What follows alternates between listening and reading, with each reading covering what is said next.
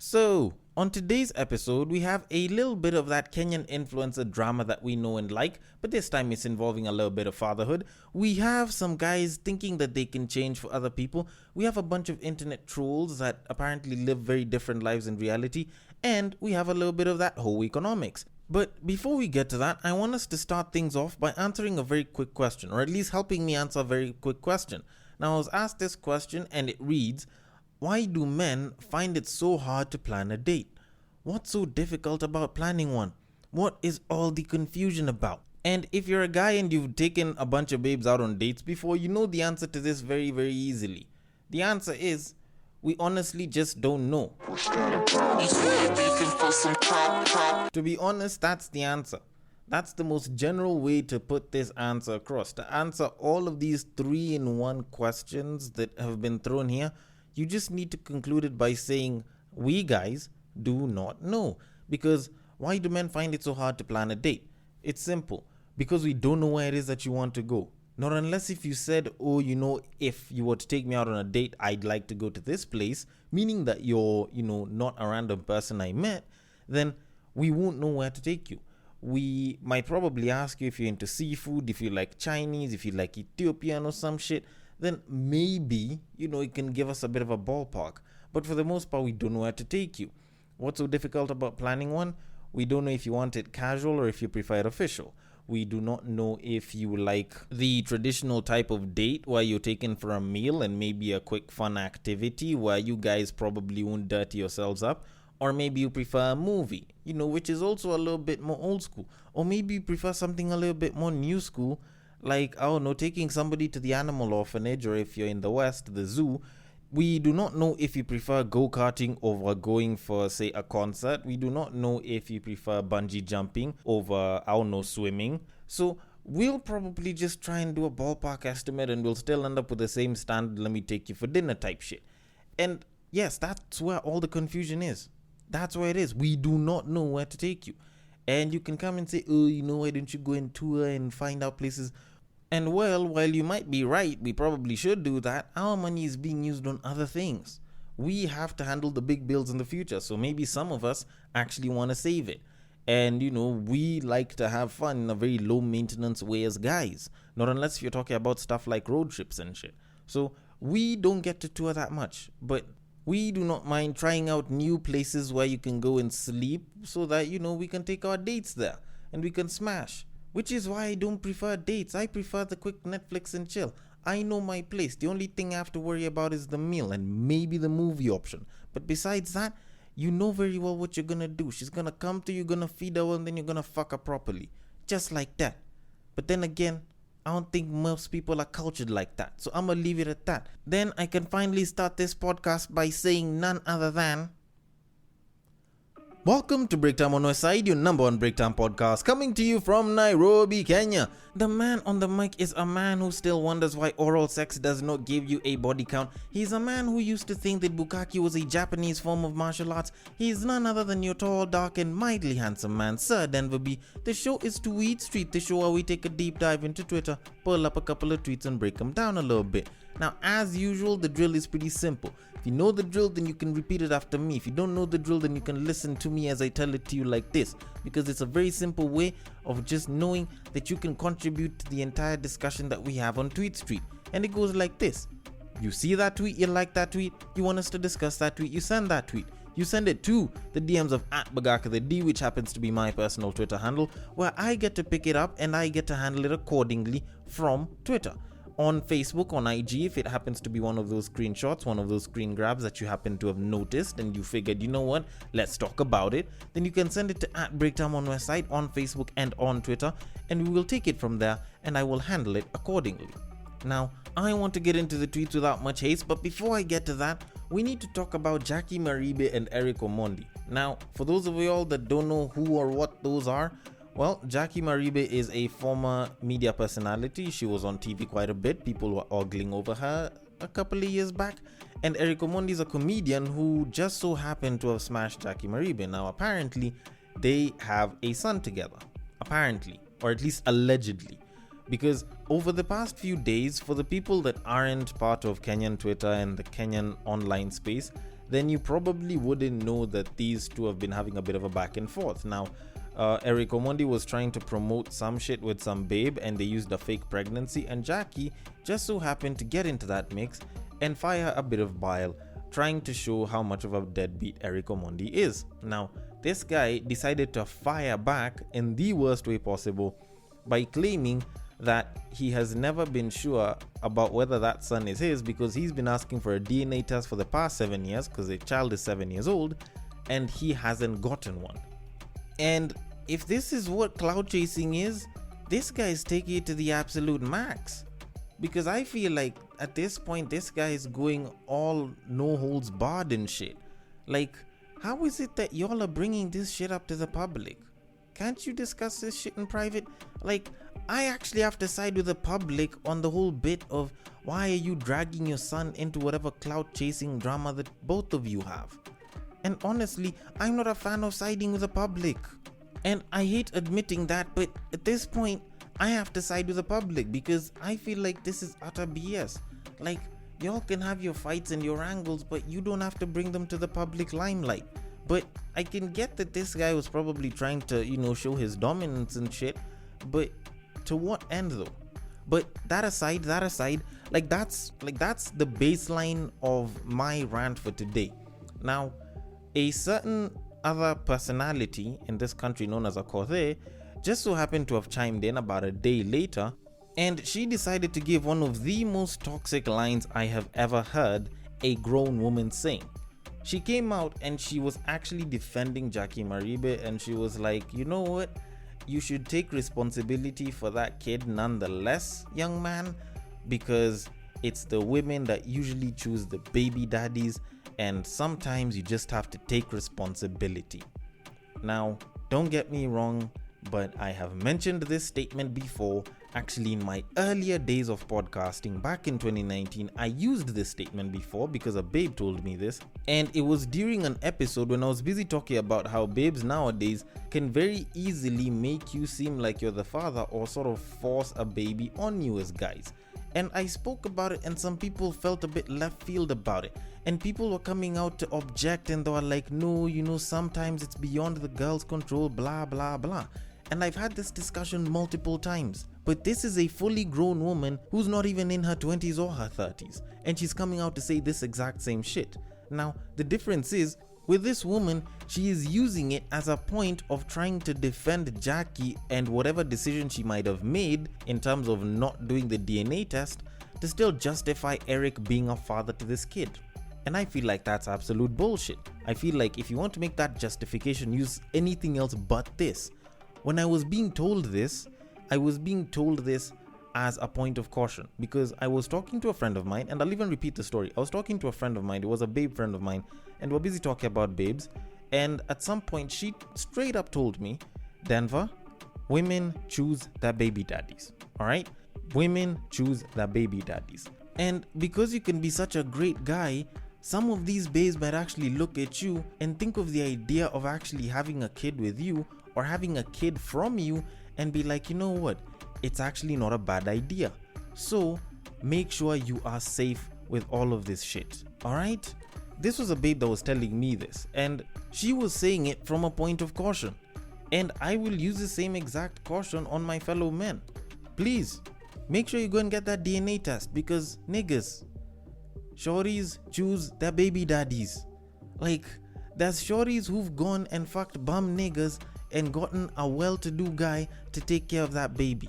But guess what? We need to smarten up right about now. I'm not saying that you shouldn't trust each and every one of the women that you're with. No, all I'm saying is be a little bit more cautious because some of these babes might actually want to have a baby by you. And you might not be ready for it, but she might want it, and the fact that you have zero consent after you've nutted means that she can get to do whatever the fuck she wants. So in passing, you should probably be a little bit more careful. But even though caution goes out of the window, make sure you are sure that that's your kid. Because, and get this right, as a man, it is not your responsibility to take care of her fuck-ups. If she had her fuck-ups, it's her fuck-ups. It's hers and whoever the hell it is that she did it with. It is not your responsibility to go and take care of her fuck-ups. Alright? And I know it sounds disrespectful to children, but you have to call it for what it is. If she made a mistake with a guy that decided not to stick around with her, then it is not my problem to go and take care of that kid. It is hers. And whoever the hell it is that chose to be a deadbeat, it's not my problem. But anyways, I will anger people on this a little bit later because we do not have that much time. So we should probably move it on. So on to the first tweet. Hey, young boys and men, hoeing is very expensive. Invest and stick to one woman. Actually, I'm gonna come out and disagree with this advice. Not because hoeing is cheaper. Don't get me wrong, I think hoeing can be expensive. But because this is very variable advice. Like, it varies from person to person. And, based on experiences, your living status and so on, this could be true or false. Because when you think about it, relationships are an investment. And sometimes those relationships don't mature into anything. They're just casual relationships. So if I'm in my early 20s and I decide to quote unquote invest in a girl who's, I don't know, maybe 21 when I'm 23, we go along the whole dating path for like 2-3 years, and then she drops me and gets with someone else, I'm left back on the single street. So I go back to the dating world, at least after a bit of time. I pick up another babe. We start dating, we date for a couple of months, maybe a year or two, and then things go sour. Then I end up going through that same cycle again and again and again before I get somebody that I can finally settle down with. And you honestly think that after doing all of this, I'll have actually ended up saving more money than when I'd have gone hoeing around? Like, does that make that much sense to you? Because let me try and explain hoeing around in its most economical sense. You hit up a babe, you ask her if she can come through, say she's DTF, she comes through to your place, you'll have whipped up a quick meal, and that's something that'll probably not take up that much of an extra cost, say maybe an extra 500, provided you're not ordering in, you just cook in the house. Then you fuck her, you feed her, she takes a shower with water that you're probably going to pay for, so it's not really that much of an added cost. You could say heater and electricity, also not that much of an added cost, and she bounces. And at the end of the day, provided you're staying at your own place and these babes are coming to bang you time and time again, you can do this with like 3-4 babes a week. You don't necessarily have to be interchanging them. They can be the constant 3-4 babes a week. You can do that for a month, and your entire spending budget on all of these babes does not come to a grand total of anywhere above maybe about 10 grand. But think about the person that will go out on dates. Some of them might actually end up blowing that 10 grand on one date with this woman. They might decide to go and splurge because it's February and they're dating and shit, and the relationship is all blissful, and he wants to treat his babe out because she a queen and shit, and he ends up blowing an entire 10,000. There's guys that'll take their babes to the club with them, or they'll go out with their babes for one reason or another, and this babe, because she knows she's with her man, she's pretty much gonna be doing everything on the house. This guy's gonna pay for all the drinks. He's gonna pay for the drinks, he's gonna pay for the food. If she's gonna need to take a car back home, he'll pay for it. All of that shit he's going to handle. And you're telling me that the guy that's hoeing around is not going to be saving money? Like, try and make that make sense. Although at the same time, there's people that will date and will not be spending that much money. They're a lot more chilled. Probably they prefer just chilling in the house. They won't spend lavishly. And probably for them, their most lavish spend is probably gassing up the car to go for a road trip or some shit. And it makes a lot of sense.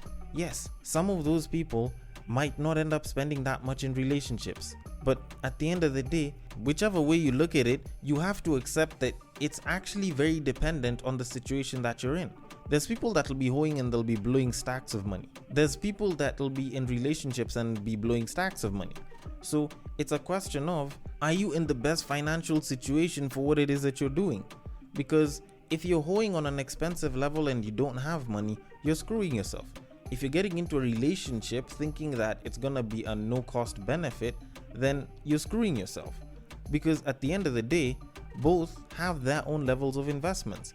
It's just that with relationships, you know very well, if it's going for the long haul, then it's going to be an actual investment. All these other things, they don't classify as investments. They're literally just costs. So that said, whether you hoe or you date, it's entirely up to you. But either way, as long as your financial practices are good, you shouldn't have too much of a problem when it comes to being in your current situation as is. That said, let us move it on to the next tweet. Men, if she likes you, she will never play hard to get. She will facilitate easier access to her privacy and freedoms. If she is quote unquote playing hard to get, she doesn't want you. You are her option in case her current one fails. Don't be an orbiter. So this came from the last week's batch of Masculinity Saturdays tweets that I had, and I figured in as much as I didn't really discuss it last week, it is something that I should probably even discuss now, especially since I just came off from talking about dating and hoeing, because I think this is a fundamental rule that most guys need to learn.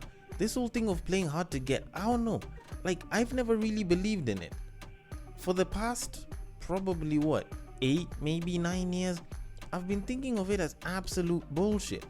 Because even in my teen days, like I'd go and I'd try to hit on a bunch of babes, and some of them would blow me off and some of them would just have me hanging around, but they never really let me get the goods. But when I see the guy that's getting the goods, it's not like he was particularly that, good looking or well off. Not that I was, comparing or anything, but the one thing that I noticed with guys, whether we were teenagers, whether we were in campus and doing uni and everything, or even when we're done and we're out here in the world, if there's one thing that I've noticed from the guys that usually get to hit it, they are some of the most chilled and most unbothered people I've seen. Like, when a nigga knows he's going to hit that ass and you guys are at a party, he can be the most disrespectful twat ever. He can just literally sit around while this babe is trying to shake her booty for him. He can literally grab her by the hair and pull her aside and say, let's go grab a drink. Or he can literally just sit and do nothing. But guess what? The fact that this guy knows that he's gonna hit it makes him so relaxed. He's not even bothering with the guys that are busy trying to shoot their shot. Niggas that are busy trying to catch a wine are busy going out of their way. They're willing to do A, B, C, D, and go all the way to Z and shit. But this guy's just gonna look. Hell, he might even act a bit disrespectful. But when it's time to leave the club and shorty knows what's up, this guy'll just get up to go and she'll be like, alright guys, I'll see you tomorrow or I'll see you some other time. And then she bounces. Then all of a sudden you realize that there was a nigga that was gonna hit it the entire time and you were just playing hard to get. Like, at that point, I stopped thinking about trying to get a babe who's playing it hard. If you're playing it hard to get, like you're a diamond in the rough and I'd be very honored to have you, well, honestly speaking, I don't need to go through the rough. There's babes that aren't in the rough and they're still diamonds, and they'd be more than willing to let me get a chance. So I don't need to bother with you. All I have to do is walk away and move on to the next babe. That's just how I look at it. Although I could be wrong about it, and some of you have an approach that works if you're the one that's hitting on a babe, or maybe some of the babes have a certain approach that would work better if you're the one that's hitting on her. And I'd be totally open to some of those approaches, so you can hit me up in the DMs and I'd be more than happy to chop it up with each and every one of you. But that said, we should probably move it on. So on to our next tweet. A man will tell you he wants to change for you, then doesn't even show hope of change. Hello ladies. Do you feel targeted when you say such things? When you look at the man and you're like, you know what, he can change. When you look at him and you're like, you know what, he can be better. Fellas, have you tried making a hoe a housewife? Have you actually tried that? Have you hoped that, you know what, she's gonna be my shorty because she looks like she's such a sweet and amazing babe and she's beautiful, and you actually forget that she's hoeing around?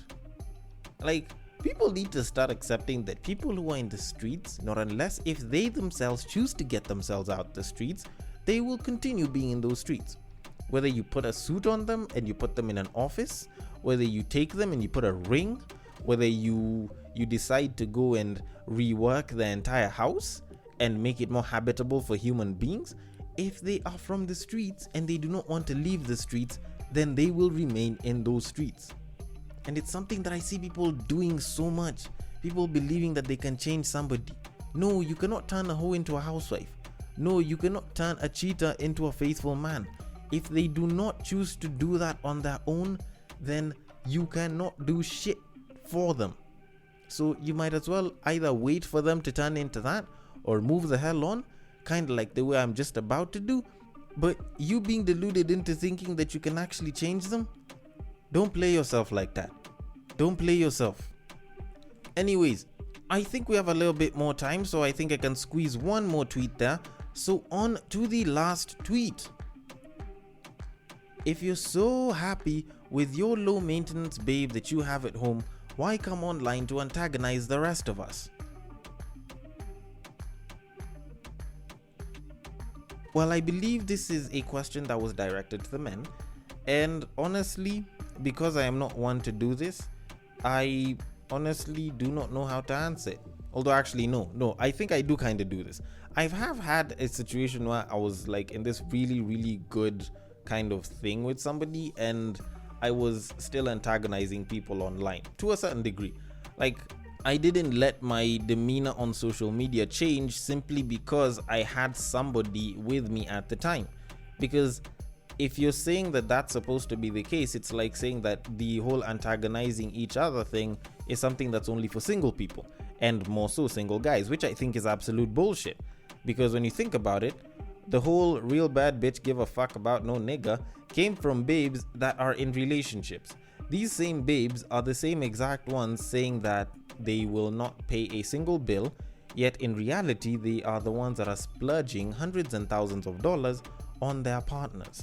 When you listen to some of these babes saying they don't cook, they don't clean, but they want to show you how they got that ring, and yet when you actually look at them in real life, you find that they actually cook and they actually clean.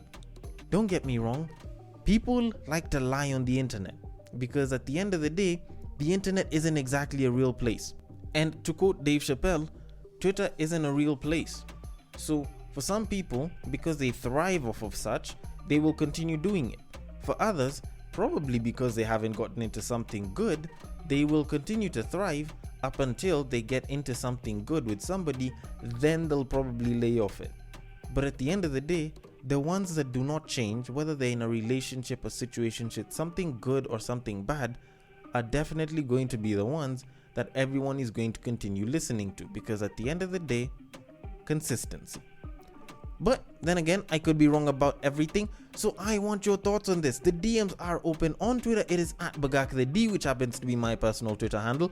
On Facebook and on Instagram, it is at Breakdown on Westside. Thank you so much for listening all the way till the end. If you are listening through Castbox, feel free to drop your thoughts and comments below. And if you are listening through some app that allows for ratings and reviews, drop a nice positive one. I will appreciate that immensely. And I will catch you guys on the next break.